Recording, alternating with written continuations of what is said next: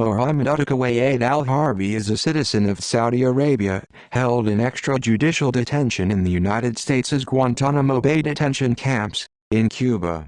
His Guantanamo internal security number is 333. The U.S. Department of Defense reports that he was born on July 13, 1973, in Riyadh, Saudi Arabia. Mohamed al-Afi was transferred to Saudi Arabia on November 9, 2007. Independent counter-terrorism consultants at the Site Institute assert a man identified as Abu Harith Mohamed al-Afi is actually al-Harbi. Combatant Status Review Tribunal. Initially, the Bush administration asserted that they could withhold all the protections of the Geneva Conventions to captives from the War on Terror. This policy was challenged before the judicial branch.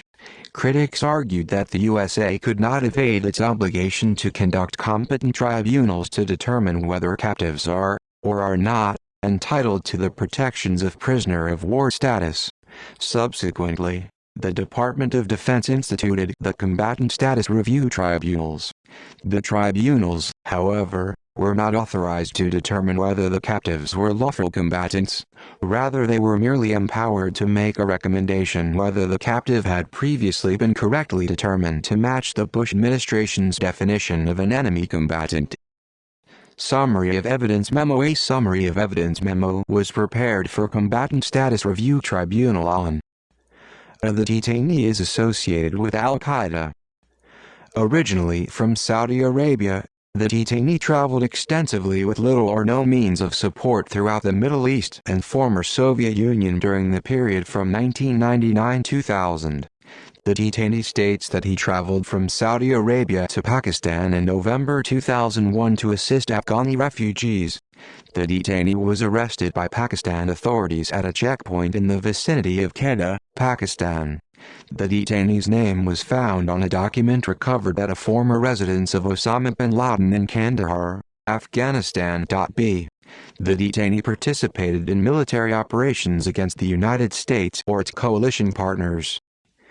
The detainee was a member of Al-Irada and a Mujahideen fighter at Kandahar. Transcript. Al-Harbi chose to participate in his Combatant Status Review Tribunal mentioned in the No Hearing Hearings study. According to the study entitled No Hearing Hearings, Al-Harbi was an example of a captive who was arbitrarily denied the opportunity to present exculpatory documents to his tribunal. The study quoted Al-Harbi. "It is important you find the notes on my visa and passport because they show I was there for 8 days and could not have been expected to go to Afghanistan and engage in hostilities against anyone."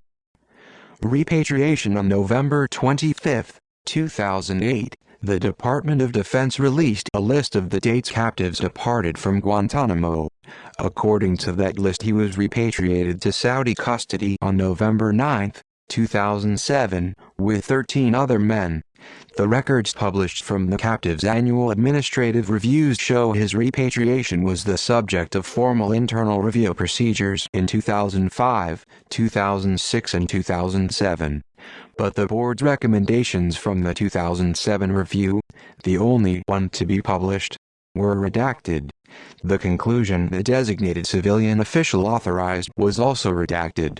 At least 10 other men in his release group were not repatriated through the formal review procedure. Peter Taylor, writing for the BBC News, called the Saudis repatriated on November 9, 2007, with Al-Harbi, Batch 10. He wrote that the BBC's research had found this batch to be a problematic cohort, and that 4 other men from this batch were named on the Saudi Most Wanted list. Defection. In January 2009, Al-Qaeda in the Arabian Peninsula released several threatening videos. 2 of the Al-Qaeda spokesmen appearing in the video identified themselves as former Guantanamo captives and graduates of the Care Rehabilitation Center, a Saudi facility intended to deprogram former jihadists. One of the men, claiming to be a former Guantanamo captive, identified himself as Abu Harith Mohamed al-Afi, claimed to have been Guantanamo Captive 333. He appeared in the video with 3 other men, one of whom was also identified as a former Guantanamo captive. Guantanamo captive 372, Abu Sufyan al-Azdi al-Shari. The other two men were identified as Abu Basir al-Wahashi and Abu Huraira Kazim al-Rami. The independent third-party terrorist consultants at Site Institute confirmed that he was Guantanamo captive 333. Guantanamo spokesman Commander Jeffrey Gordon declined to confirm Site's identifications. On January 28, 2009, the Saudi Gazette published a report based largely on interviews with al-Alfi's family. Al-Alfi's mother told the Saudi Gazette that her son's radicalization was due to al-Shari's influence. His sister said he gave no clues to his defection and disappearance until he received a cell phone call from al-Shari, who subsequently picked him up, and then the pair disappeared. She said their father had been bedridden since his re-emergence on the al-Qaeda video. The article also quoted former Guantanamo captive Abdulaziz Abdulrahman al-Bada. "They are selfish. They just forgot all about the damage they have inflicted on the rest of our brothers who have been suffering for years in Guantanamo." On February 3, 2009, the Saudi government published a most wanted list that named 85 suspected terrorists. Robert Worth, reporting in the New York Times, wrote that 14 Saudis, formerly held in Guantanamo, had fallen under suspicion of supporting terrorism following their release. He identified Abu Harf Mohamed al-Alfi, an alias of al-Harbi, as on the list, with two of the three other men who appeared in the threatening video, and a third man. Surrender. Reuters, Agence France Presse and the New York Times reported on February 17, 2009, that Saudi authorities reported Mohamed Atiq al-Alfi voluntarily turned himself in to Saudi authorities in Yemen. The Saudi Gazette reports he turned himself into Yemeni authorities at the Saudi-Yemen border. CNN reported that he was captured by Yemeni security officials who extradited him to Saudi Arabia.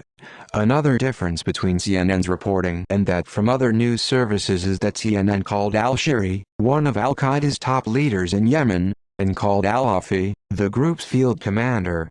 According to other news services, al-Shari had been identified as second in command of al-Qaeda in the Arabian Peninsula, and no one had stated al-Alfi's position in the organization. Al-Alfi is reported to have contacted the leaders of the rehabilitation program prior to his surrender.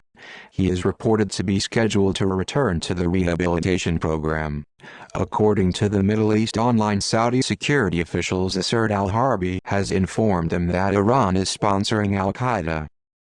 Listed as a former captive who re-engaged in terrorism on May 27, 2009, the Defense Intelligence Agency published a fact sheet listing captives who re-engaged in terrorism.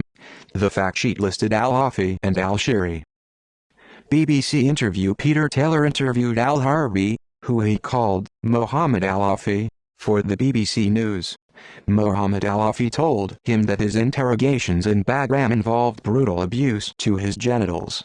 He attributed his escape to join the jihadists because the abuse he suffered at the hands of the Americans was more powerful than the arguments offered in the care rehabilitation program.